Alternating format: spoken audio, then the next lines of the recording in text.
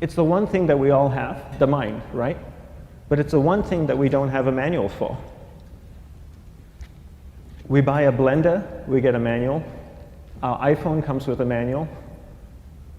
We get a car and it has a manual.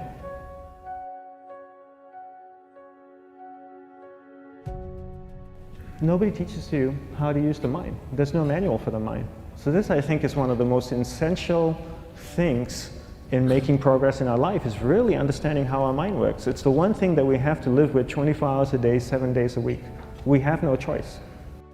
Imagine if most of you slept 8 hours a day, which most of you don't. You slept and you were awake 16 hours a day. In the 16 hours you practice your awareness just randomly moving from one thing to another, to another, to another. All day practice being distracted. What would you be good at after 6 months? You did the 16 hours a day, you just allow your awareness to jump from one thing to another, to another. I'll tweet right now, I'll switch to text messaging, then I'll go to email. Oh, my phone's ringing, so I'll answer the phone. And then somebody's speaking to me, so I'll have 2 conversations at one time. And I'll just do this 16 hours a day, 7 days a week. So you get it being good at distracted. After 1 year, you're an expert at being distracted. After a year and a half, they'll invite you to give keynote talks on being distracted. You're so good, you practice 16 hours a day. So the same works for the opposite. If you practice being concentrated 16 hours a day, what would you become good at? You become good at concentrating. And all it takes is practice. By just doing one thing at a time. Keeping your awareness on one thing at a time. And you integrate this into everything that you do in your life. So the best way to do it is pick a few opportunities in your everyday life. For example, we all speak with people. When I speak with somebody, I give them my undivided attention. I keep my awareness on them. And the conversation is really brief. Why? Because we're concentrated. We're not being distracted. A 10-minute conversation normally just takes 3 minutes because you're just so focused. I define concentration as the ability to keep that awareness on one thing for a prolonged period of time.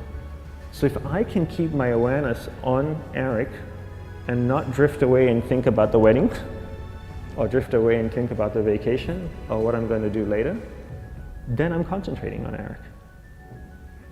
Every time it drifts away, I bring it back. And the more I practice this, the more I practice concentration. So concentration is the ability to keep your awareness on one thing for a prolonged period of time.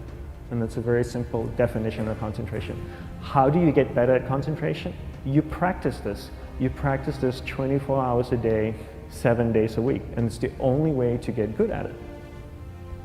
And what's the best way to practice it? The best way to practice it is to integrate it into everything that you do in your life. Not to meditate 10 minutes in the morning. It doesn't work. You really need to look at your life the same way a sprinter in the Olympics looks at his life.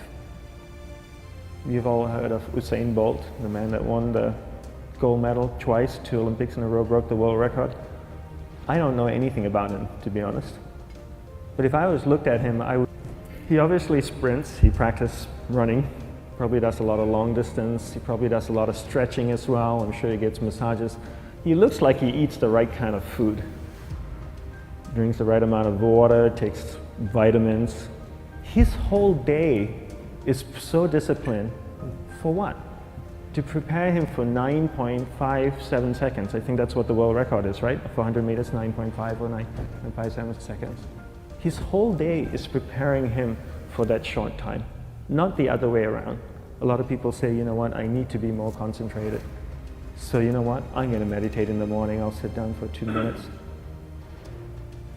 Okay, now I'm Zen master. And the remaining 23 hours and 58 minutes, they just go about being ordinary and crazy. How does that work? How would you change? It's not balanced at all.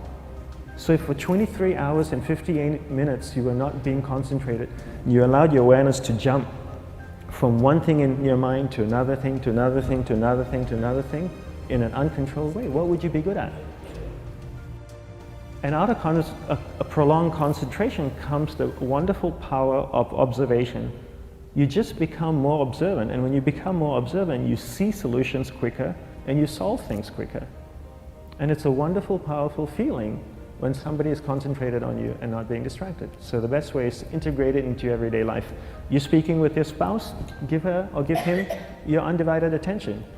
So develop your awareness, integrate it into everything that you do in your life. And that's the best way you become good at. The next thing we need to develop is develop your will. Will is really important. Will is almost like a muscle in your mind, and you use that to pull and control your awareness and take it from one area of the mind to another.